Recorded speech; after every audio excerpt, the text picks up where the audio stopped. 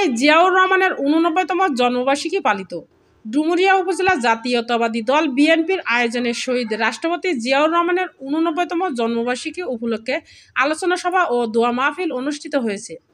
রবিবার বিকালে উপজেলা বিআরডিবি মিলন আয়তনে আয়োজিত আলোচনা সভায় সভাপতিত্ব করেন উপজেলা বিএনপির সিনিয়র যুগ্ম আহ্বায়ক শেখ সরোয়ার হোসেন।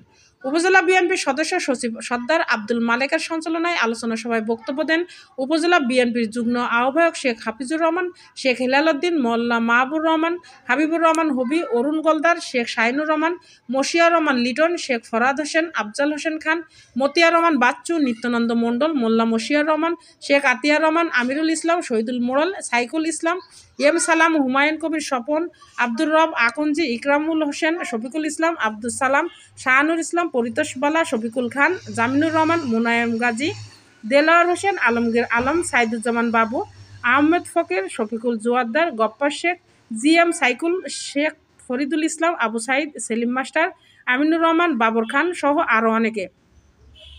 দোয়া পরিচালনা করেন মাওলানা খলিলুর রহমান।